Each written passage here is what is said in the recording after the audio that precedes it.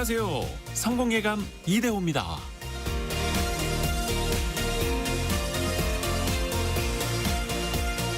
세상은 언제고 가만히 있는 적이 없습니다. 경제와 산업 사이클이 변하고 금융시장은 요동치죠. 뉴스에서는 불안한 경제 전망이 쏟아지고 우리의 마음도 쉽게 출렁입니다. 이런 불확실한 시대에서 우리를 지켜주는 건 거창한 전략이나 거대한 계획이 아니죠. 아침에 눈을 뜨고 이불을 정리하는 일, 스트레칭을 하면서 몸을 푸는 운동, 출근길에 잠깐이라도 책 몇 장을 읽는 일, 잠자리에 들기 전에 하루를 돌아보는 작은 습관. 이러한 루틴은 세상의 흔들림과 상관없이 내 삶을 단단하게 붙잡아줍니다.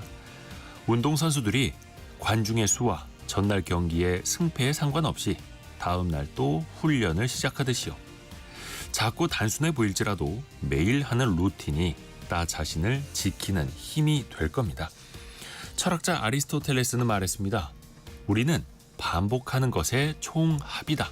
그러므로 탁월함은 하나의 행동이 아니라 습관이다. 성공예감 이대호입니다. 시작합니다.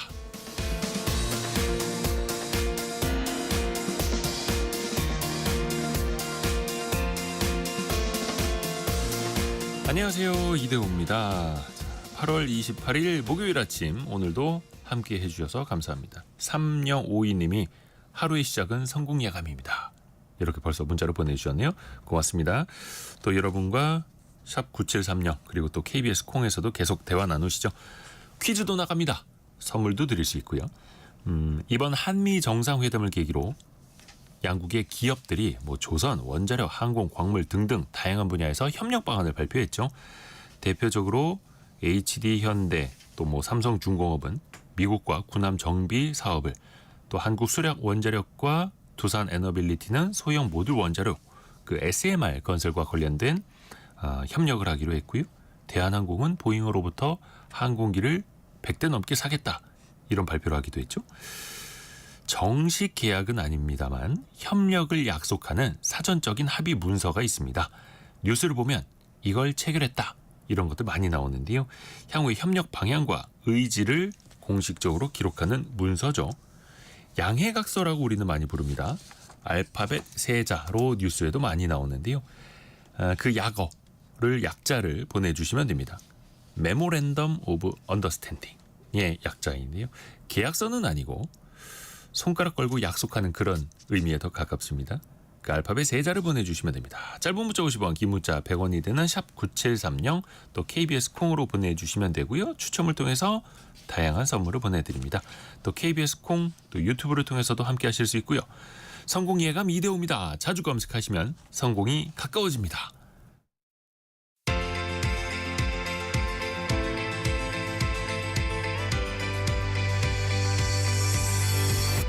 KBS 1라디오 성공예감 이대호입니다. 경제상식 퀴즈 정답이 M으로 시작하긴 합니다만 7768님 오늘도 화이팅 하면서 MRO라고 보내주셨네요.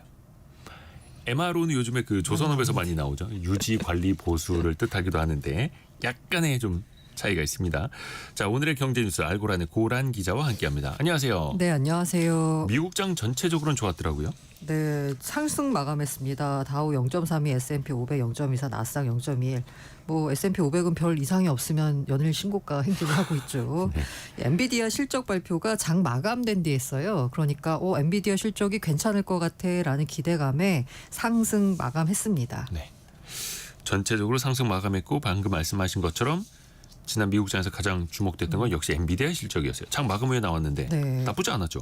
사실 지금 최근에 약간 샘 알트만을 위시해가지고 AI 거품론 나오고 있었잖아요. 네. 엔비디아 실적이 어떻게 나오느냐에 따라서 AI 거품론이 시장에서 강화되느냐 아니다. AI에 대한 투자는 이어질 거다라는 어떻게 보면 시장의 분수령이 될 수 있을 만큼 중요한 실적 발표였는데요. 네. 일단 숫자를 놓고 보자면 좋습니다. 시장 예상을 웃도는 2분기 실적 발표했습니다. 참고로 2분기인데 왜 지금 실적 발표하지 궁금해하시는 분들 있을 것 같아서 네. 5월에서 7월이 엔비디아 2분기입니다. 회계연도상. 회계 연도가 미국 기업들은 다들 이제 기업마다 달라가지고. 맞아요. 네. 어쨌든 그래서 매출 보니까요. 467억 4천만 달러, 약 65조 원으로 전분기보다 6% 늘었습니다. 1년 전보다는 56% 급증했어요. 그다음에 주당 순이 EPS라고 하죠. 전분기보다 30% 증가한 1.05달러. 이거 다 시장 전망치 웃돌았습니다. 네. 그런데 그 장 마감하고 나서 발표됐잖아요. 그러면 이제 미국에도 시간 외 거래라고 있습니다. 장 마감 후 거래가요. 요때 엔비디아 주가가 한 3% 정도 떨어졌습니다. 시장의 예상치보다 실적은 높았지만 네. 늘 시장은 또 서프라이즈를 기대했던 거죠. 왜냐? 그래서 굳이 저도 약간 실적 발표 난 다음에 당연히 뭐 나쁘지 않네라고 생각했는데 주가가 떨어지는 걸 보고 네. 왜 그럴까를 대해서 이제 모든 분석가들이 붙어서 왜 떨어졌지라고 보니까 하나 조금 아쉬운 부분이 데이터 센터 매출이었습니다. 요게 411억 달러였거든요. 사상 최고치 맞습니다. 그런데 시장 예상치가 413억 달러예요. 네. 그거보다 낮습니다. 그런데 사실 엔비디아 실적을 견인하고 있고 엔비디아 실적에서 가장 큰 부분을 차지하는 게 바로 데이터 센터 매출이잖아요. 네. 근데 요게 살짝 투자자들의 기대에 미치지 못했다. 그래서 아마 시간의 거래에서 주가가 떨어진 거 아니냐라고 분석을 하고 있는데요. 이에 더해서 엔비디아 주가가 지금 떨어져가지고 181달러거든요. 근데 사상 최고가가 8월 12일에 기록한 184달러예요. 그렇죠. 지금 거의 사상 최고치 근접해 네, 있죠. 맞아요. 늘. 사상 최고치를 근접하고 여기서 더 나아가려면 이른바 시장의 기대를 훌쩍 웃도는 실적이 나와줘야 되는데 네. 시장의 기대를 살짝 웃도는 실적이 나와주고 약간 그 성장의 핵심이라고 할 수 있는 데이터 센터 매출이 시장 예상치에 못 미치다 보니까 지금은 느낌이 약간 뭐 차익 실현 정도로 해석할 수 있지 않을까라는 생각이 듭니다. 네. 자, 그리고 어제 국내에서는 또 굵직한 합병 소식이 있었어요. HD 현대중공업 그룹이 현대중공업이랑 현대미포조선을 합병한다고 발표했죠. 네, 이게 애초에 되게 회사를 나눌 때부터 조금 좀 말이 있었습니다. 왜냐하면 현대중공업은 배를 만드는 곳이에요. 네. 미포는 배를 수리하는 곳입니다. 중고 선박 가지고. 아니면 이제 좀 작은 선박들을 맞아요, 만들고 예. 그래서 이게 굳이 나눌 필요는 없는데 어쨌든 뭐요 거버넌스 이슈 때문에 조금 약간 나눠서 상장을 했었는데요. 네. 결국 합병을 하기로 했습니다. 일단은 이사회에서 의결이 됐고요. 앞으로 이제 임시 주주총회, 기업 결합 심사 등이 남았습니다. 근데 뭐 무사히 통과될 것 같고요. 그래서 12월에 통합 HD 현대중공업으로 출범을 하게 됩니다. 그러면 이제 합병 어떻게 이루어지냐? 네. HD 현대미포의 주주들한테요. 존속회사인 HD 현대중공업 신주를 발행하는 방식으로 진행이 되고요. 합병 비율에 따라서 HD 현대미포 보통주 한 주당 HD 현대중공업 보통주 0.4주 정도가 배정되는 방식입니다. 이 지난해 HD 현대중공업의 특수선 부분 매출이 한 1조 1천억 원 정도였거든요. 네. 그러면 요거를 고려할 때 통합해서 이제 왜 통합을 하느냐라고 했을 때 요거 10조 원 매출 달성하겠다라고 했어요. 지금보다 9배 실적 끌어올리겠다라고 하는데 그럼 왜 합병을 하느냐라고 봤을 때 두 회사를 합병했을 때 시너지가 크다라는 건데 그 이유가 바로 마스가 프로젝트 때문입니다. 미국 해군이 향후 30년간 1,500조 들여가지고 360척 정도의 신규 함정을 제작하는 것을 목표로 잡았거든요. 그럼 이제 두 회사가 합병을 해가지고 요거 이 물량을 좀 받겠다, 끌어오겠다라고 이제 판단을 한 거죠.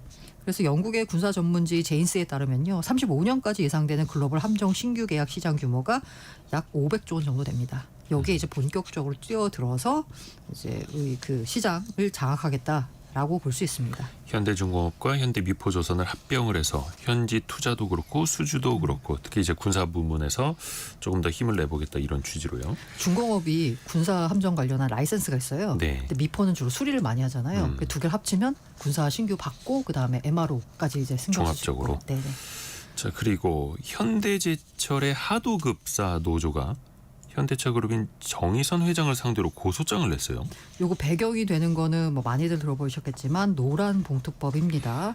짧게 말씀드리자면 주요 내용이 뭐냐면 근로조건에 대해서 실질적이고 구체적으로 지배 결정을 할 수 있는 자를 사용자 범위에 포함을 합니다. 그러니까 타고 올라가면 그룹의 회장도 사용자 범위에 해당이 되는 거예요. 그러니까 실질적으로 일 시키는 사람 최종적으로 누구냐 이렇게 또 본다는 거죠. 불법 쟁행에 따른 손해배상 책임을 개별화했고요. 이 쟁행의 범위를 근로조건에 영향을 미치는 경영상의 결정까지 넓힌다라고 했습니다. 이런 내용 등이 골자예요. 그래서 이런 이제 노란 봉투법이 24일 날 통과가 됐습니다. 네. 통과되고 나서 4월 만에 현대제철 하도급 노조, 여기가 민주노총 산하 금속노조 충남지부 현대제철 비정규직 지회입니다. 여기 조합원들이 정의선 현대차그룹 회장 등 3명을 상대로 검찰에 현대차그룹 현대제철 파견법 위반 고소장을 제출했습니다. 이 현대제철 하도급이잖아요. 그러니까 이게 과거 기준으로 보자면 자신들의 사용자가 아닙니다. 그런데 노란봉투법에 따르면 이제 넓게 보자면 사용자가 되는 거죠. 교섭 상대가 되는 거죠. 네, 맞습니다. 그래서 기자회견에서 뭐라고 밝혔냐면요. 현대제철은 파견법을 위반하고 하도급 비정규직을 착취했고 이 범죄를 덮으려 자회사를 강제했다라고 주장하면서 그럼 왜 정의선 회장까지 고소했느냐에 따라서 현대차그룹의 총수로 현대제철 등에서 파견법을 위반해 수차례 저지른 위법 행위를 지휘하는 자라고 주장을 했습니다. 말씀드린 대로 과거 사용자 기준에 따르면 정의선 회장은 사용자가 될 수 없지만 노란봉투법에 따르면 최종적으로 정의선 회장이 사용자가 될 수 있다는 거죠. 네이버 노조는 자회사 노조가 또 비슷한 집회를 열었어요. 네이버 산하에 6개 자회사가 있는데요. 네. 여기는 또 재밌는 게 민주노총 화섬식품노조 네이버지예요. 여기 식품노조에 속해 있습니다. 네, 그래서 이제 어쨌든 네이버 본사 앞에서 네이버에 직접 교섭해라라고 하면서 집회를 열었습니다. 그래서 이게 네이버의 자회사잖아요. 네. 그러니까 실질적인 원래 예전의 기준으로 따지면 사용자는 그 회사의 대표가 되겠죠. 그런데 이 노란봉투법에 따라서 최종적으로는 어차피 네이버가 실질적인 지배력을 행사하고 있기 때문에 그러니까 이 노조의 주장은 뭐냐면 네이버가 그 자회사의 경영 방향, 임금 복지 수준 실질적으로 결정해 왔다. 그러니까 실질적인 사용자다라는 거죠. 그러니까 네이버 자회사 말고 네이버 본사가 직접 교섭에 나서라라고 주장했습니다.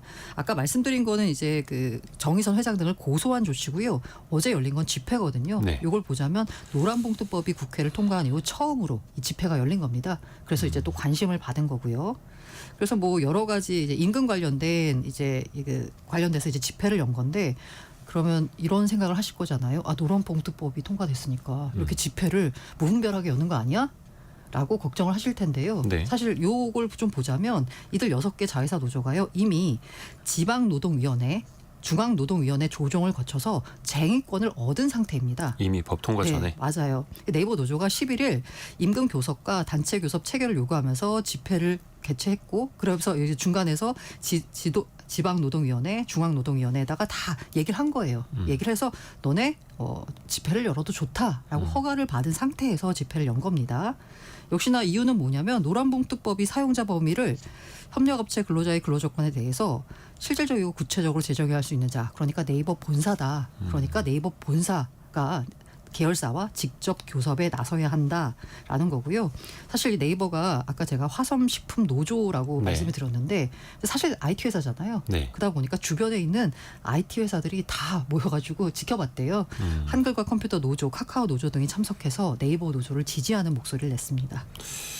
또 이 이후에 어떻게 펼쳐질지를 봐야 하는데 일단 재계에서는 또 우려가 나오고 있고 노동계에서는 또 정당하다 이렇게 이야기를 하고 있고 입장이 또 항상 엇갈리죠. 재계에서 사실 법안 통과 전부터 우려했던 게 뭐냐면 사업군에 따라서 원청 대기업 밑에는 수천 개 이른 하청업체가 있다. 예. 그럼 이걸 다 원청이랑 하는 거면 법적 분쟁이 끊이지 않을 거다. 이건 곧 산업 전반의 경쟁력 악화로 이어질 거다라고 했고요. 실제로 주한 외국 기업 연합회가 설문조사를 했습니다. 국내 진출한 외국계 기업 100곳을 대상으로요. 그랬더니 응답 기업의 한 35% 정도가 노란봉투법에 따라서 한국 내에 투자 축소 또는 한국 지사 철수를 고려 중이다라고 답을 했어요. 그러면서 재계 입장은 뭐냐면 아직 노란봉투법이 정식 시행된 것도 아니잖아요. 네. 그런데도 불구하고 하도급 노조가 대거 집단 행동에 나서면서 경영 환경이 악화되고 있다라고 우려했었는데 앞서 말씀드린 현대제철 사례나 네이버 사례가 나오면서 재계 입장에선 거 봐라 약간 이런 느낌입니다. 그런데 노동계는 또 입장이 달라요. 노동계 입장에서는 노란봉투법은 노동 3권의 실질적인 보장, 하청 노동자 권리 보호, 네. 과도한 손해배상 남용 방지를 통해서 노동자들에게의 생존권과 협상력을 강화하는 법안이다라고 강조합니다. 그래서 재계가 우려하는 부분에 대해서 이건 기우에 불과하다라고 하면서 주장을 하고 있는데요. 제가 이제 노동계 입장을 말씀드리자면 첫 번째, 기업이 재산권을 침해한다라고 재계는 걱정하고 있잖아요. 이건 과장된 거다. 왜냐하면 노조가 주장하는 겁니다. 그러니까 재계가 주장하는 건 기업 재산권 침해다라는데 노조 입장에서는 그건 과장된 거다. 왜냐? 불법 파업을 합법화하는 게 아니다. 노란봉투법은 어차피 불법 파업에 대해서는 여전히 법원에서 문제 삼고 있다. 네. 그러니까 불법적인 쟁의행위는 법적 책임, 기업의 정당한 권리는 여전히 보호받고 있다는 거고요. 두 번째로 불법 파업 조장 우려, 비현실적이다. 이에 대해서는 노동계 역시 파업도 노동계 입장에서도 되게 힘든 일이다. 파업하는 것 자체가. 그런데 무분별하게 하겠냐라는 거고요. 그다음에 투자 및 고용 위축에 대한 우려가 있잖아요. 이에 대해서 근거가 부족하다라는 게 노동 입장입니다. 과장된 공포 마케팅이다라는 거고요. 그다음에 원청에게 지나친 책임을 지게 한다. 라고 재계가 우려하고 있잖아요. 이에 대해서 노동계는 아니다. 지금 현재 보자면 지금이 원청이 하청 노동자의 노동 조건에 실질적인 영향을 미치는 게 현실이다. 그런데 지금까지 노동법에 따르면 하청 노동자의 권리가 보호가 되지 못했다. 그런데 이를 노란봉투법을 통해서 보호받게 된 거다. 이제서야. 라고 주장하고 있습니다. 아무튼 과거와는 확실히 지금 다른 움직임들이 나타나고 있는데 현대제철, 현대차, 네이버 등등뿐만 아니라 또 앞으로 어떤 현상들이 나타나는지에 따라서 또 한번 판단을 계속 해봐야겠네요. 자, 그리고 한국주택금융공사가 전세자금 보증 심사를 더 강화합니까? 이거는 이제 많이 대출이 못 나가도록 한다는 뜻이에요? 박민규 더불어민주당 의원실에서 나온 자료인데요. 이 한국주택금융공사 HF죠. 여기가 은행 재원 일반 보증, 무주택 청년 특례 보증을 심사할 때요. 선순위 채권과 임차 보증금 합계가 공시가격의 126%를 초과할 경우에 보증을 거절하기로 했습니다. 네. 그동안에는 이 기준을 보증금액 2억 원 초과 시에만 선순위 채권과 보증 합계가 주택가격 100% 넘지 않도록 관리를 했는데 네. 앞으로는 보증금 규모와 관계없이 일괄 적용하기로 했고요. 이런 기준은 이미 지난해 주택도시보증공사 허그가 동일한 기준으로 시행하고 있습니다. 근데 이게 문제가 뭐냐면 사실 아파트의 경우에는 매매가와 전세가 있잖아요. 네. 그 차이가 상당히 있습니다.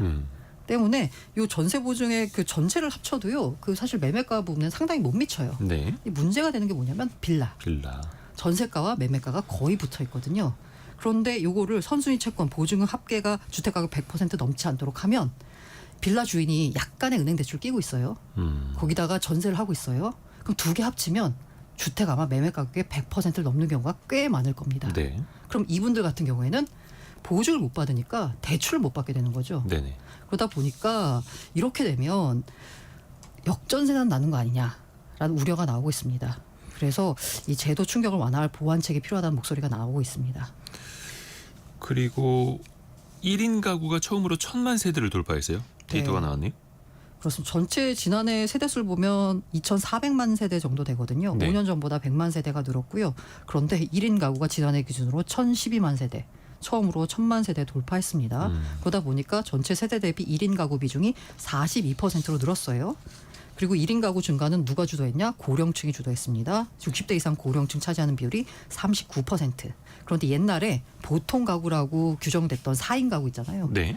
이게 394만 세대, 400만 세대에도 못 미칩니다. 아, 이제 4인 가구가 400만 세대 깨진 거예요. 네.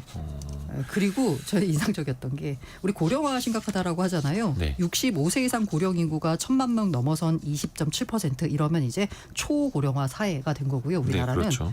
그리고 전국 평균 연령 45.7세 희망을 얻었다고 해야 되나요?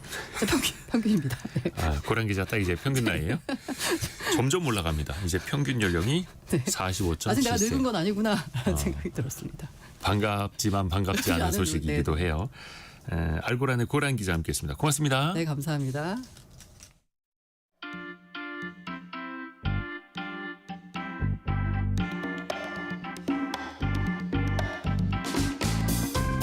지금 여러분께서는 KBS 일라디오 성공예감 2대호입니다를 듣고 계십니다. 프로그램에 참여하신 청취자 여러분께는 추첨을 통해 아름다운 식탁 창조 주비푸드에서 뿌리 담은 리얼 생와사비를, 쉽고 빠른 판촉물 제작 시너지 기프트에서 고속 충전 마우스패드를, 그리고 성공예감에서 준비한 커피 쿠폰을 보내드립니다. 당첨자는 성공예감 2대호입니다 홈페이지에서 확인하세요.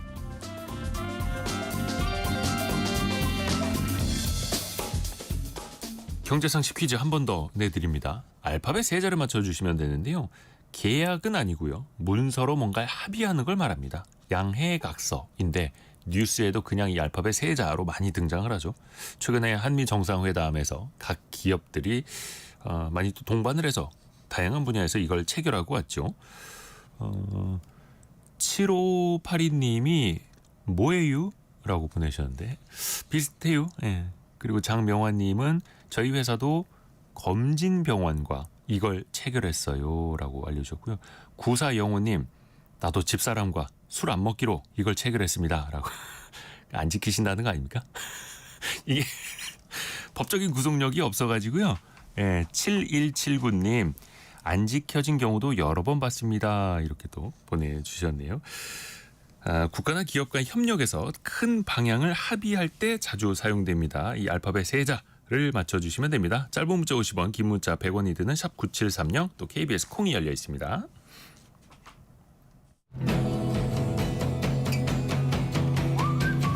오늘의 움직임에 주목하고 세상의 흐름을 놓치지 않습니다. 여러분의 내일을 응원하며 성공의 열쇠를 함께 찾아갑니다. 성공예감 이대호입니다. 역발상경제 시간입니다. 우리나라 사람들 특징 빨리빨리라고 하죠. 음식도 바로 나와야 되고 택배도 뭐 이제는 다음 날까지 안 오면은 기다릴 수가 없습니다. 근데 과연 일할 때도 이렇게 빠르게 하면은 좋을까요? 서울벤처대학원대학 전호겸 교수와 함께합니다. 안녕하세요, 교수님. 반갑습니다. 교수님은 일 빨리 하세요? 저 일을 빨리 하고 말도 엄청 빨리 해가지고 항상 지적받죠. 인정. 네, 인정합니다. 근데 뭔가 일 처리를 빨리빨리 하면은 뭔가 잘해 보이기는 하는데 이게 과연 효율적일까요? 사실 우리가 예전에 빨리빨리가 기본 약간 속도전이 기본이었는데 이제 속도가 있으면 효율적이라고 생각할 수 있잖아요. 네. 그리고 근데 요즘엔 전보단 좀 적지만 빨리빨리가 거의 우리 사회 통념이었는데 예. 예를 들어 가지고 뭐 배달 음식 한참 서로 경쟁할 때는 뭐 30분 내 배달 보장 이런 거 엄청 많았잖아요. 뭐 프랜차이즈 같은 경우에. 네. 근데 이제 하다 보면은 뭐 중간에 워낙 빨리 하다 보면 또 덜 익은 음식이라든지 뭐 오다가 뭘 빼먹는다든지 그리고 또 배달하신 분들 또 빨리 하셔야 되니까 뭐 사고 위험도 있고 해서 오히려 그런 걸 하다 보니까 뭔가 빠지고 이러다 보니까 리뷰가 더 나빠지거나 아니면 음식을 놔두고 왔기 다시 가기 때문에 또 시간이 더 든다거나 이런 실수할 수 경우가 있으니까. 그쵸, 상당히 있었죠. 그리고 제가 진짜로 지난주에 카페 갔는데 한 6개 정도 커피를 테이크아웃 하려고 했는데 줄이 엄청 긴 거예요. 예. 줄 서가지고 딱 했는데 받아가지고 포장을 딱 해가지고 들는데 뭔가 이상 6개씩 양이 적은 것 같아요. 세어봤더니 5개인 거예요. 그러니까 그래가지고 서두르다가 가서 이거 한 개 빠졌다니까 그분이 너무 지금 주문이 많아가지고 죄송하다고 헷갈렸다고. 그러고 근데 그러고 중간 그때 뭘 제조 휘핑하고 오셨는데 갑자기 그걸 멈추시고 제 걸 만드니까 이게 업무가 더 시간이 더 많이 걸리잖아요. 그러니까 그런 식으로 오히려 빨리빨리 하려다 보니까 늦어지는 경우가 굉장히 많을 수밖에 없는 거예요. 사실 급할수록 돌아가라라고 하는데 그렇죠. 또 급한 입장에서 어떻게 돌아갑니까? 또 빨리 해달라고 하는데 참 그쵸. 어렵습니다. 조직에서도 비슷한 일이 많죠. 조직에서 아주 극명하죠. 왜냐하면 예를 들어 가지고 보통 조직이야말로 이제 속도전이 중요하기 때문에 얼마나 빨리 하고 남보다 더 빨리 보이느냐가 중요하잖아요. 그러니까 뭐 프로젝트 마감을 예를 들어 가지고 한 뭐 2달 할 걸 한 달로 줄인다. 이러면 뭐 그만큼 야근을 한다든지 뭔가 더 일을 많이 해야 되잖아요. 네. 근데 그렇게 하다 보면 품질이 떨어지거나 오리투성이어가지고 다시 자료를 검토하거나 프로젝트 다시 해야 되는 경우도 많죠. 그러니까 이게 어쩔 수 없는 것 같아요. 근데 최근에 제가 뭐 언론사 기사 봤더니 대기업 현직 직원 인터뷰가 있더라고요. 네. 거기 보면 임원들은 당장 내년에 공급에 들어가야 자기 실적이 되니까 빨리 가려고만 한다. 어차피 망가지는 건 후임자 때니까 뭐 이런 말이 나오더라고요. 일단 나 있을 때 성과 나야 되니까. 그렇죠. 아이고. 그러니까 그 뒤에를 사실 후단을 생각하기가 어려운 거죠. 보통 우리 이 조직이나 특히 회사 같은 경우에는 1년 단위로 평가를 하고 특히 임원 같은 경우에 1년 단위 평가하기 때문에 우선 내 임기 안에 뭘 해야 된다. 이러다 보니까 이런 아쉬움들이 있죠. 근데 이것도 생각해 보면은 우리 뭐 최근에 좀 적어졌지만 스마트폰이나 네. 자동차 업계 같은 경우 특히 자동차는 리콜 많이 하잖아요. 근데 리콜이란 것도 뭐 보통 작은 리콜도 있지만 대규모 리콜도 많잖아요. 그렇죠. 뭔가 큰 문제가 있어서. 그러니까 그게 사실은 빨리 출시하려다 보니까 품질 검증이 아무래도 부족하고 그러다 보니까 문제가 생기고 서두르다가. 그리고 또 스마트폰도 최근에는 거의 이제 없지만 전에는 배터리 폭발에 관련해서 이슈가 좀 많았잖아요. 그러니까 뭔가 빨리 하려다 보면 어쩔 수 없이 또 그에 걸맞게 또 어떤 문제점이 생길 수밖에 없거든요. 이게 또 신기한 게 일을 그래도 빨리 끝냈어. 근데 그렇다고 해서 집에 갈 수 있는 건 아니지 않습니까? 일을 빨리 끝냈는데 일이 더 늘어나는 마법 같은 상황이 있죠. 아, 그렇죠. 이게 사실 제가 오늘은 경제학적으로 이야기하려고 했는데 사전에 먼저 이야기 드리면 네. 원래 조직에서 일을 잘하면 일이 많아져요.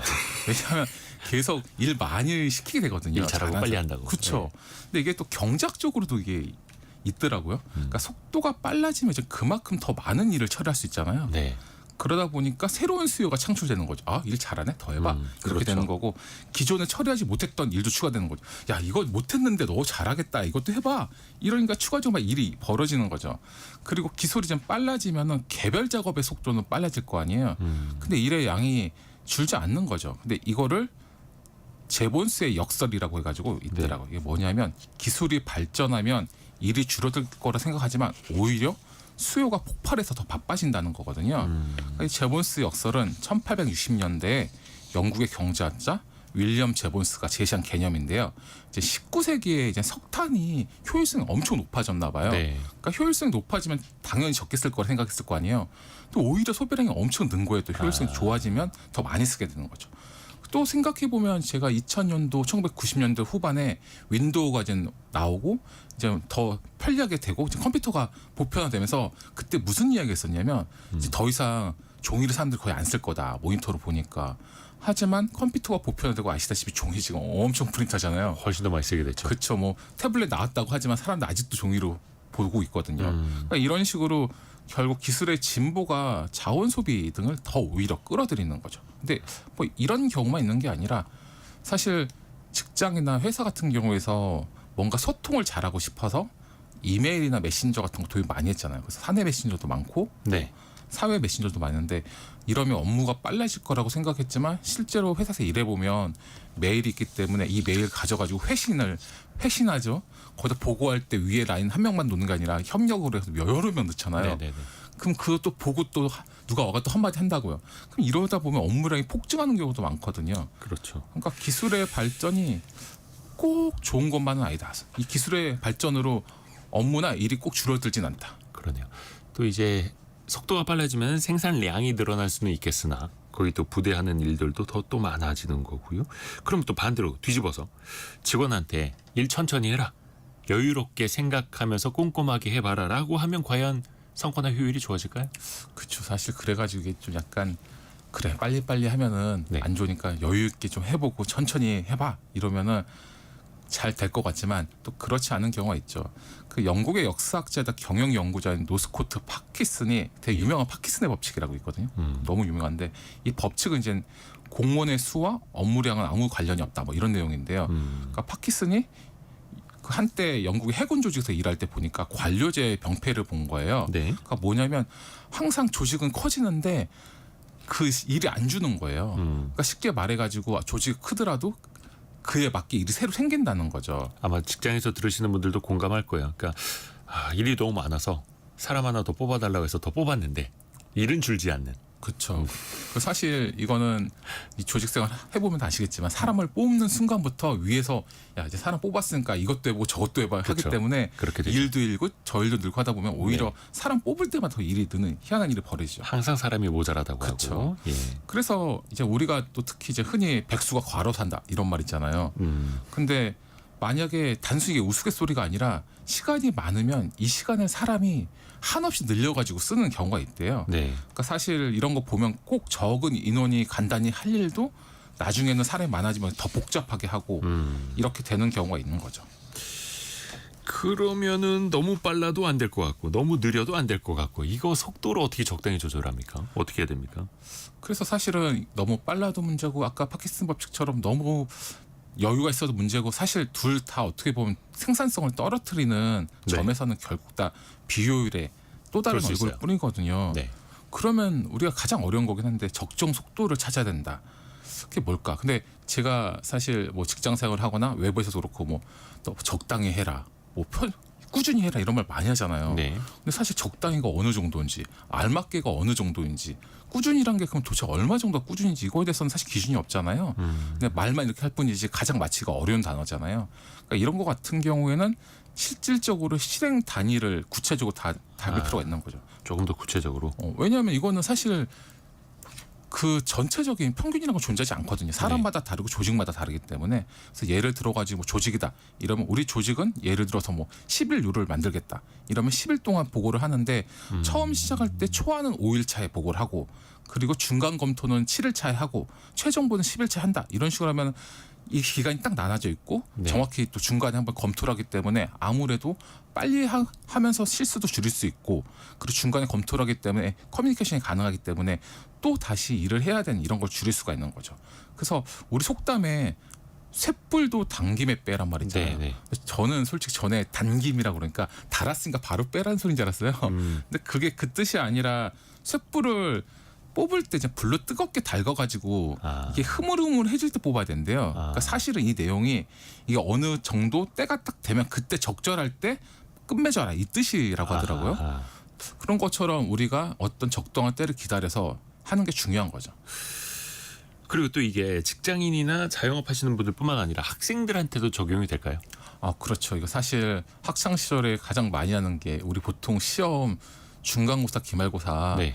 다 알잖아요. 언제 보는지 예. 모르는 경우 없거든요. 시험 기간은 정해져 있죠. 그렇죠. 정해져 있는데 다들 한 달 전부터 이제 곧 시험이니까 공부해야지 하지만 대부분의 사람들은 벼락치기 하죠. 그렇죠. 뭐 다음 주에 하지 뭐 이거 다다음 주에 하지. 아 이러다가 어느 순간 보면 다음 날 또는 다다음 날 정도 되면 아 이제 해야 되는데 이래가지고 벼락치기를 보통 하잖아요. 네. 근데 보통 이제 벼락치기를 하면 시험을 보기는 보죠. 근데 마음도 불편하고 점수도 그것보다 잘 안 나오는 경우가 많죠. 그래서 사실 과학적으로 보면 이렇게 단기간으로 몰입 학습하는 것보다는 주 2, 3회라든지 아니면 약간 이 휴지기 쉬는 기간을 두고 정기적으로 공부하는 게 훨씬 기억이 좋다는 게 많거든요. 연구 결과가요. 네. 그러니까 이거를 보통 집중과 분산 효과라고 하더라고요. 그러니까 이거를 집중해야 하는데 이걸 쭉 집중하는 게 아니라 분산해서 휴지기를 둬가지고 하는 거거든요. 그리고 예를 들어가지고 어렸을 때 자전거 타셨죠. 대부분 네네네. 타는데 자전거를 보통 어렸을 때 3발 정도 타고 2발 자전거 좀 타다가 안 타잖아요. 어른 돼가지고. 잘 안 타고. 그렇죠. 그러다 어느 순간에 이제 다시 자전거를 한 1, 20년 맞는 타면 그래도 기억이 나죠. 그렇죠. 네. 그게 몸이 기억한다는 거잖아요. 네네네. 그러니까 이것도 몸도 실질적으로 그 예전 했던 거를 기억하고 있는 거죠. 왜냐하면 자전거라는 게 생각해보면 오랫동안 그 연습을 한 거잖아요. 하루만 예. 한 게 아니라 그런 거 관련돼 가지고 이제 기억하고 있는 거죠. 이거 관련돼 가지고 2024년에 네이처 커뮤니케이션스에서 발표된 미국 뉴욕대 연구 논문에 가면 이 사람 뇌만 공부할 때 이렇게 휴지기를 가지고 장기적으로 하면은 이 뇌에서 저장돼 가지고 더 잘하는 건데 일반 세포도 그럴 수가 있다고 가능성을 제시한 거거든요. 그러니까 일반적으로 우리가 몸을 활용해 가지고 하는 것도 장기적으로 휴지기를 가지고 이렇게 쭉 한 거는 어느 정도 기간이 지나더라도 이 세포가 기억을 하고 있어가지고 한다는 거죠. 그래서 우리가 아까 말한 뭐 자전거라든지 뭐 수영이라든지 운동이라든지 이런 거 보면 어렸을 때 쭉 하다가 한참 또 한 1, 20년 하다가 다시 하면 어느 정도 다시 하잖아요. 그러니까 그런 것처럼 모든 학습이나 이런 것도 일정 기간을 두고 이 휴지기를 주면서 할수록 더 효과가 높아진다는 거죠. 약간의 휴식도 좀 필요하고 또 매번 계속해서 집중할 수는 없으니까요. 맞습니다. 자영업자라면은 이런 현상들을 좀 어떻게 잘 적용해 보면 좋을까요? 그렇죠. 사실 아까 말씀드렸지만 소상공인은 특히 약간 시간에 매일 수밖에 없잖아요. 왜냐하면 네. 손님들이 많이 오면 빨리 처리해야 되고 인원이 그렇죠. 한정적이다 보니까 그렇기 때문에 손님 입장에서는 이해는 하지만 또 가면 나도 바쁘잖아요. 그 나도 빨리 먹고 싶고 또 우리의 기본적인 습성이 음식 시키면 바로 나오는 거에 왠지 익숙하고 그러다 보니까 차라리 예를 들어 가지고 우리는 요즘에 최근에 많더라고요. 저희는 손님들께 맛있는 음식을 드리기 위해서 주문과 동시에 조리가 들어가서 시간이 꽤 걸린다. 네. 뭐 이런 안내가 요즘 상당히 많더라고요. 뭐 이런 식으로 예를 들어 가지고 안내를 하는 거죠. 우리는 음식을 맛있게 만들기 위해서 시간을 좀 더 쓰고 있다.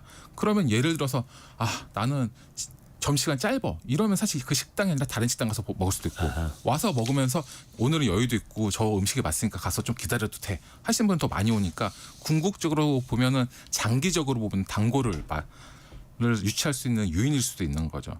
그리고 커피점도 요즘 그런 거 많더라고요. 카페에도 가면 요즘에 카페가 메뉴가 엄청 많더라고요. 그렇죠. 요즘에 복잡해요. 깜짝 놀랐어요. 나 커피 이름도 길고. 그래서 이건 제가 만든 건데 초코, 말차, 마카롱, 라떼 같은 경우에 다양한 맛을 즐기기 위해서 다른 음료보다 몇 분 더 걸릴 수 있습니다. 이렇게 있으면 이름이 엄청 길잖아. 뭔지 모르겠지만. 예, 예. 그러면은 이거를 만드는 시간이 많이 걸리니까 시간이 없는 사람 커피를 먹는 거고 아닌 사람 좀 더 기다리면서 불편함이 없잖아요. 예. 그러니까 이런 식으로 미리 안내를 해주면 예측 가능하게. 예측도 가능하고 그리고 단기적으로 보면은 그럼 우리 커피 먹으러 오신 손님은 안 올 거 아니라 생각하지만 아니죠. 이제 시간이 있을 때 커피 먹으러 오고 장기적으로는 사람들이 불만이 적어지기 때문에 단골 유치가 더 용이하게 되는 거죠. 또 이게 일의 속도도 놓칠 수 없고 완성도도 중요하고 두 마리 토끼를 다 잡는 방법이 있을까요? 어떻게 절충을 하면 좋을까요? 이게 진짜 어렵죠. 이게 지속 가능한 게 가장 중요한 거잖아요. 네. 오랫동안 해야 되니까. 결국은 완성도를 기준으로 관리할 수밖에 없죠. 속도가 아니라 시간이 아니라. 그러려 그러면 기본적으로 성과 지표를 바꾸는 게 가장 중요하죠. 그러니까 보통은 날짜를 잡아가지고 날짜 몇 월 며칠까지 뭐 이런 식인데 이거보다는 성과를 완성도에 맞춰가지고 하는 게 굉장히 중요하죠. 그리고 이거는 조금 이상적이긴 한데 예를 들어가지고 보고서라든지 어떤 물건을 만들 때 최대한 수정이 없거나 아니면 다시 리콜이 없는 거 관련돼 가지고 더 가점을 준다던가 뭐 이런 식으로 하면 좋은데 조직 생활의 가장 큰 단점이 보고서를 쓰거나 이러면 우선 상사가 많잖아요. 위에 부장님도 있고 상무도 있고 이러면 올라갈 때마다 사람 생각이 달라서 보고서가 갈수록 버전 업되면서 바뀌거든요. 그리고 또 관련 부서도 많다 보니까 의견도 많고 그래서 현실적으로는 좀 어렵긴 한데 그렇더라 하더라도 이렇게 예를 들어가지고 가장 보고서나 어떤 물건에 관련돼 가지고 수정이 적은 거에서 가점을 준다던가 그리고 가장 중요한 거는 아무리 이렇게 말을 많이 하더라도 이 사람이 금방 까먹거든요. 그러니까 기업 문화 차원에서 예. 자꾸 환기를 시켜줘야 돼요. 예전에 어떤 기업 봤더니 이런 문제를 리콜을 했었대. 우리 회사도 이런 문제 때문에 이런 거 했었다는 걸 주기적으로 뭐 뉴스레터라든지 이런 거 교육을 하면서 사람들이 보면서 이런 일이 있었지 이렇게 알 수 있는 거죠. 그 회사의 지향점과 또 빠지지 말아야 할 함정 같은 것들도 계속해서 알려줘야 하는 거고요. 조심해야 될 점들도 있을 거예요. 오류 같은 거. 맞습니다. 뭐 중요조를 확실히 정한 게 중요하죠. 이제 파키슨이 굉장히 재밌는 법칙을 이야기했었는데 우리가 회의 시간에 굉장히 중요한 일 관련돼서 회의를 많이 할 것 같잖아요. 네. 전혀 안 그렇다는 거예요. 봤더니 파키슨 어느 기업을 봤더니 고위 임원에서 $10,000,000짜리 원자로 에너지 토의를 할 때는 2분 30초, 2분 만에 끝났대요. 근데 중요한 결정은 2분 만에 끝내고. 근데 $4짜리 커피 비용을 어떻게 절감하냐에 따라는 1시간 걸렸다는 거예요. 왜냐하면 내가 모르는 원자로 이야기는 할 게 없잖아요. 네. 커피, 뭐 다이어트, 뭐 애들 교육 이런 거는 할 말이 다 많잖아요. 네. 그러니까 그 모이면은 이야기가 엄청 많다는 거예요. 백가증명식으로. 그러니까 이 업무나 이런 걸 할 때 중요조를 둬가지고 여기에다 어느 정도 에너지를 쓸지에 대해서도 한번 정하는 게 중요하다. 이런 이거 거죠. 역시 또 예측 가능하게. 맞습니다. 오늘은 빠르게 완성도 있게 이야기해 주셨습니다. 서울벤처대학원대학 전호겸 교수였습니다. 고맙습니다. 감사합니다. 라디오 정보센터 다녀옵니다.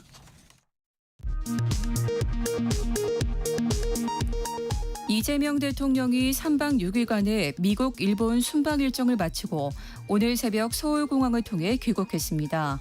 이 대통령은 귀국 후 참모진과 순방 성과 등을 평가하고 국내 현안 문제를 집중 점검할 것으로 보입니다. 내란 우두머리 방조 등 혐의를 받아온 한덕수 전 국무총리의 구속영장이 법적 평가와 관련해 다툴 여지가 있다는 이유 등으로 서울중앙지방법원에서 기각됐습니다. 더불어민주당은 법원 판단을 납득할 수 없다면서 강력한 유감을 표한다고 밝혔습니다. 12.3 비상계엄을 준비할 때 선관위 직원을 체포할 군 요원 명단을 민간인 신분인 노상원 전 국군정보사령관에게 넘겼다는 현역 군 장교의 법정 증언이 나왔습니다. 가수 싸이, 본명 박재상 씨가 최근 몇 년 동안 향정신성 의약품을 비대면으로 처방받고 매니저들을 통해 대리 수령해온 정황이 포착돼 경찰이 수사 중인 사실이 KBS 취재 결과 확인됐습니다.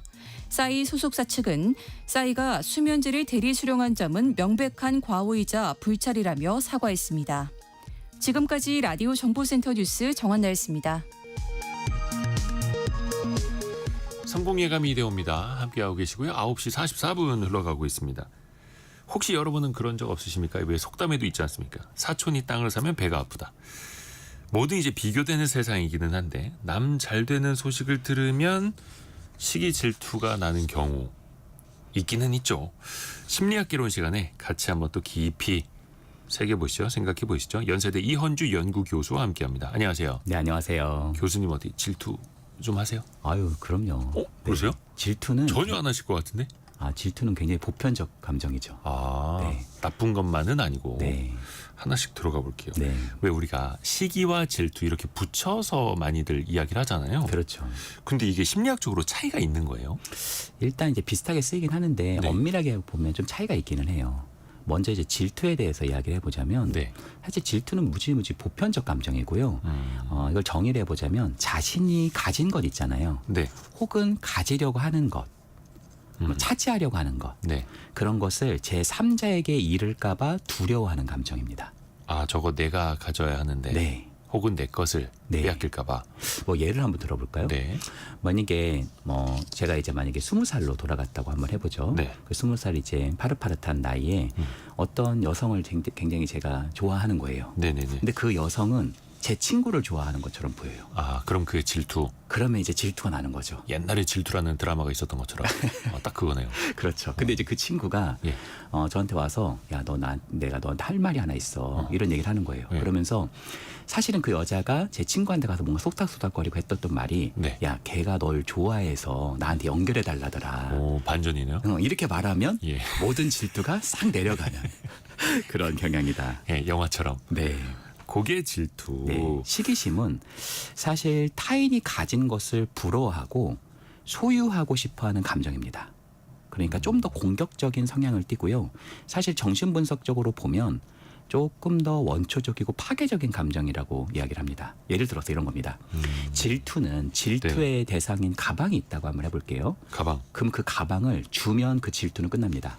아까 그 친구도 제가 아까 좋아하는 여성이 있었지만 예, 그 예, 여성과 자기가 관계가 없다라고 하는 순간 제가 그 친구에 대한 질투의 감정은 사라진다는 거예요. 오, 네. 근데 시기심은요. 예. 그렇게 가방을 주고 뭐 다른 것들을 다 줘도 안 끝납니다.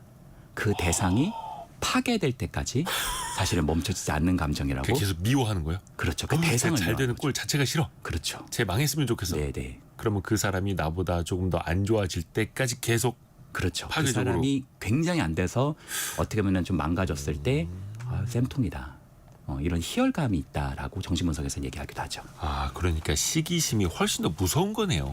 그렇죠. 그러니까 내가 갖지 못한 걸 네가 갖고 있으니 네 것도 내가 한번 망가뜨려 줄게. 이런 감정들이 있다면 그건 질투보다는 시기심에 가깝다. 그러니까 막 누군가를 막 끌어내리려고 하는 사람들 그 속에 시기심이 있다. 아, 그렇죠. 이렇게 네. 보면 되겠네요. 네. 근데 왜 그 사촌이 땅을 사는 것처럼 남이 잘 될 때 왜 속쓰리고 왜 질투를 하게 될까? 앞에서도 보편적인 감정이라고는 설명을 해주셨는데 네. 무엇 때문일까요? 인간의 이런 심리라는 게. 이게 내가 잘 안 되는 것보다 네. 더 기분 나쁜 게 뭐냐면 사실 나는 그냥 제자리인데 딴 사람은 굉장히 잘 되고 있는 게 참 힘들거든요. 그러니까 뭐 이걸 상대적 박탈감이라고 하죠. 네네. 근데 이제 문제가 그런 것 같아요. 사실 사촌이 땅을 샀다고 해서 뭐 내가 손해 본 건 없잖아요. 예. 근데 이 배 아픔은 뭐냐면 내가 뭔가 손해를 봤다고 계속 느끼는 거죠. 내가 그러니까- 손해를 봤다고요? 남이 잘 돼서? 네, 그러니까 사실 객관적으로는 아무것도 안 잃었지만 뭔가 상대적으로 더 초라해지는 듯한 느낌? 이것이 속을 쓰리게 만드는 거죠. 그러니까 팩트는 사촌이 땅을 샀다고 해서 누구 걸 내 걸 뺏어간 것도 아닌데 내가 네. 손해 본 거는 없는데 네. 감정적으로 내가 손해 보는 것 같다라고 느끼는 거예요. 그렇죠. 그 사람과 나를 비교하면서 어떻게 보면은 자기가 뭔가 박탈됐다고 느끼는 감정이라고 할 수 있죠. 또 하나 재미난 게 네. 예를 들어서 얼마 전에 그 빌 게이츠도 한국 왔다 갔습니다만 아, 네. 그런 사람들이 뭐 빌딩을 샀다라거나 네. 재벌들이 뭐 어떤 뭐 기업을 인수했다거나 그런 거는 전혀 아무 시기 질투가 안 느껴지죠. 네. 그런데 내 주변이나 나랑 비슷한 사람이 뭘 샀다, 뭘 얻었다, 뭘 잘 됐다 하면은 네. 뭔가 좀 그런 시기 질투 같은 감정이 커질 수 있잖아요. 그렇죠. 이건 어떤 이유 있을까요? 사실 잘 모르는 재벌 회장이 막 빌딩 짓고 하는 건 배 안 아픕니다. 왜냐하면 나랑 관계도 없고. 네, 배가 아프려면요. 사촌이나 형제나 친구나 뭐 이런 사람들이어야 돼요. 그러니까 실제로 굉장히- 그렇죠. 네, 자기가 굉장히 동질 집단이라고 볼 수 있는. 그러니까 원래 상대적 박탈감은 나와 비슷하다고 여기는 사람이 나를 앞질렀을 때 느껴지는 감정과 좀 더 가깝고요. 아, 나를 앞질렀을 때 네, 그렇죠. 이미 나랑 멀리 있는 사람은 상관없으니. 네. 근데 사실 기자님 문제가 뭐냐면 예. 그런 속담이 나오는 시기만 해도 땅 샀다는 소식은 어쩌다 한 번씩 들리는 소식이잖아요. 그렇죠, 그렇죠. 그렇잖아요. 땅을 뭐 맨날 사는 건 아니니까. 네. 근데 지금은요, 참 문제가 뭐냐면 SNS나 이런 데서 사촌이 아파트도 사서 오르고, 주식도 사서 오르고, 코인도 사서 오르고, 건물도 사고, 그 자주 해외여행도 들려, 다녀오고, 계속 들리죠. 그러니까 좀 정말 우리 사회가 요즘에 정말 좀 피로한 사회, 조금 감정 피로 사회가 아닌가 이렇게 생각해 봅니다. 그렇죠. 그 SNS에 올리는 것도 사실은 자주 올라오고 가장 좋은 것만 올리니까. 네, 그렇죠. 그게 또 대한민국에 참 신기한 게 그 아파트가 있는 지역 네. 이름만 들으면 대충 또 얼마짜리인지를 전 국민이 알 수 있고. 네, 네, 그러니까 참 피로 사회다라는 표현이 딱 맞는 것 같네요. 네. 그러면 나 스스로 한번 체크해 볼 수 있을까요? 내가 좀 질투가 많은 사람인지 아닌지 이거 어떻게 알 수 있는 방법이 있습니까? 저 같은 경우는 사실 좀 여행 다니는 거 있잖아요. 해외 여행 다니는 거 있잖아요. 네네. 또 장기적으로 여행 다니는 거. 그게 참 질투가 나요. 음. 네. 그러니까 자기가 좀 관심 있는 분야를 얼마나 비교하고 있느냐 이런 걸 좀 체크해 보는 게 좀 중요한 것 같아요. 아, 내가 관심 있는 분야를 나 스스로 얼마나 비교하는가. 네. 그러니까 그거를 계속 끊임없이 SNS 가서 계속 내가 뭘 보고 있다든지 저 계속 친구 뭐 근황을 했나? 네, 근황을 어디 갔나? 본다든지. 네. 네.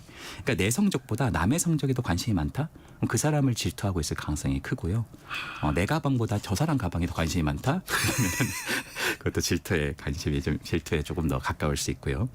또 자존감이 약할수록 타인과 자신을 좀 더 많이 비교하게 됩니다. 네, 그런 부분도 분명히 존재하고 있다 이렇게 말씀드릴 수 있겠네요.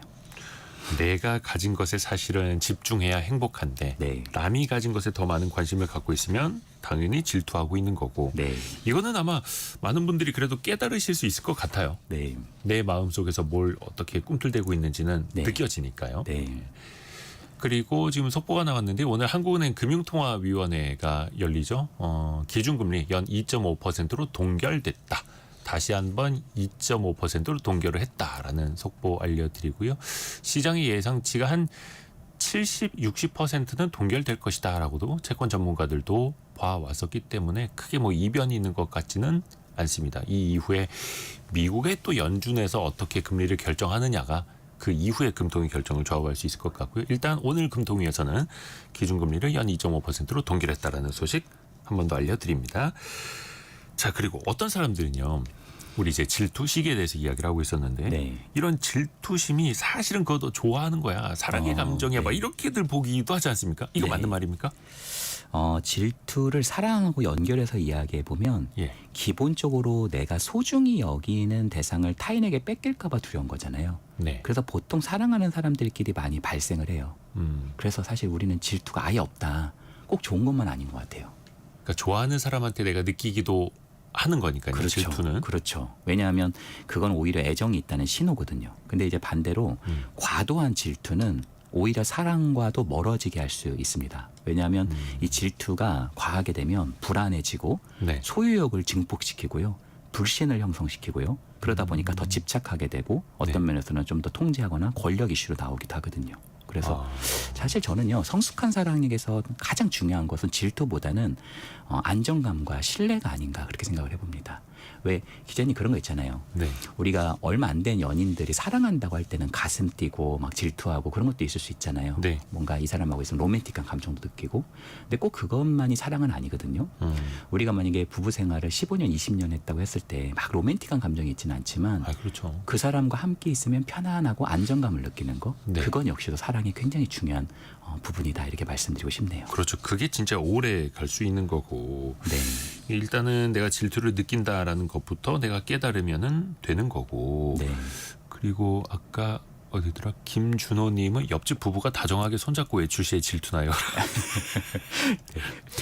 아, 이게 뭐 또 나도 좀 그렇게 해볼 수 있는 상황이 되어야 네. 하는 건데 네. 만약에 주변에 진짜 막 질투심 많은 친구가 있다. 네. 질투심 많은 애인이 있다. 네. 그럼 좀 어떻게 해야 할까요? 내가 예를 들어서 상대가 나를 질투하고 있는 분야 있잖아요. 네. 그 분야에 대해서는 좀 자기를 드러내지 않는 게 중요한 것 같아요. 예를 들어서 티내지 말아라. 네, 예를 들어서 제가 만약에 여행을 굉장히 좀 질투하고 있다. 그럼 그 친구가 자기 해외여행 갔다 온 얘기를 저한테 많이 하는 거는 저한테 질투심을 더 많이 유발할 수 있다라는 거죠. 그러니까 내가 얼마나 괜찮은 사람인지 대단한 사람인지 이런 것들에 대해서 그게 질투의 표적이 된다면 최대한 좀 지양하는 것이 좋고요. 또 좀 분명한 경계를 세우는 것도 좀 필요한 것 같아요. 너무 가까우면 많은 정보를 공유하잖아요. 그것은 뭐 사람 사이에서 불협화음을 많이 나타낼 수 있기 때문에 내 일상을 전부 공유하지 않는 것. 그리고 작은 질투가 벌어졌을 때 특히 사랑과 애정 사이에 그런 게 많잖아요. 그럴 때 조금 이렇게 너무 커지기 전에 해소를 하는 측면들이 좀 좋은 것 같아요. 예를 들자면 내가 걔랑 밥 먹은 게 뭐가 문제야? 야, 너는 안 먹었어? 이렇게 말하면 이제 굉장히 싸워지는 거죠. 그죠. 예. 근데 사실 이렇게 본심이 중요한 거잖아. 네가 불안할 수 있다라는 게 내가 좀 이해가 돼. 사실 나는 근데 네가 진짜 중요하다. 제일 중요해. 오. 이렇게 오해를 처음부터 좀 불식하는 거. 사실은 나는 너라는 친구도 참 중요해. 소중한 친구야. 그렇죠. 말을 그렇게 또 해줘도. 네네. 그러게요. 또 그렇게 질투심 많이 느끼는 사람 괜히 자극해서 좋을 거는 없으니까. 네. 같이 또 따뜻하게. 네. 근데 아까 어떤 분들이 그 질투는 나의 힘입니다. 막 이런 식으로도 글을 올려주셨는데 예전에 그런 영화 제목도 있지 않았나요? 이게 네. 질투가 어떻게 좀 긍정적으로 작용할 수도 있어요? 아들러라고 하는 사람이 있어요. 미움받을 용기라는 책, 굉장히 유명한 책 있잖아요. 거기에 네. 이제 그 이론을 만든 그 이론의 이제 기반이 이제 알프레드 아들러라는 사람인데 네. 알프레드 아들러는 열등감 컴플렉스와 열등감을 나눕니다. 그리고요, 열등감 컴플렉스는 좋지 않다고 생각을 해요. 네. 그런데 열등감은 굉장히 중요한 토대가 된다고 이야기를 합니다. 사실 이 질투가 우월감과 열등감 사이에 많이 발생을 하는 거거든요. 네. 근데 아들러는 뭐라고 말하냐면 내가 열등감을 많이 느낀다라는 것은 사실 내가 그만큼 치고 올라가고 싶다라는 이야기, 성장하고 생장하고 싶다라는 그런 욕구가 있다라고 하는 것이기 때문에 오히려 건강하게 심리적으로 작용할 수 있다 이렇게 말씀하시기도 합니다. 뭔가 좀 배우려고 하는 것도 도움이 될 것 같아요. 그냥 그렇죠. 저 사람은 저거 어떻게 가졌을까? 미워 죽겠어가 아니라 네, 진짜 어떻게 저걸 갖게 되었을까? 나도 한번 배워보고 싶다. 네. 해서 그 방법을 물어보는 것도 도움이 되더라고요. 아, 그렇죠. 그러니까 예를 들어서 어떤 사람이 저렇게 손잡고 막 가고 있는 부부를 보면서 내가 만약에 우리 시청자 사연처럼 그런 게 있다. 그럼 사실 나도 배우자가 굉장히 어떤 혹은 연인과 내가 굉장히 좀 사랑받고 싶은 욕구가 있을 수 있는 거니까 그런 것들을 조금 더 구축해 나가는 것이 오히려 좀 더 건강하고 행복한 삶을 구축할 수 있는 굉장히 중요한 토대가 될 수 있겠죠. 그걸 또 많이 또 배워야 하는 거고요. 네. 그런 또 배울 수 있는 시간 연세대 이현주 연구교수와 함께했습니다. 고맙습니다. 네, 감사합니다. 벌써 1부를 마칠 시간인데요. 2부에서는요. 이한 작가와 함께 돌아옵니다. 최근에 코로나19가 다시 조금 많아진다고 하는데 조선시대에도 그런 감염병 많았다고 합니다. 근데 제대로 된 치료제가 없던 시절에 우리 선조들은 어떻게 그걸 이겨냈을까요? 잠시 뉴스 듣고요. 그리고 10시 5분에 금방 다시 만나 뵙고 이야기 이어가겠습니다.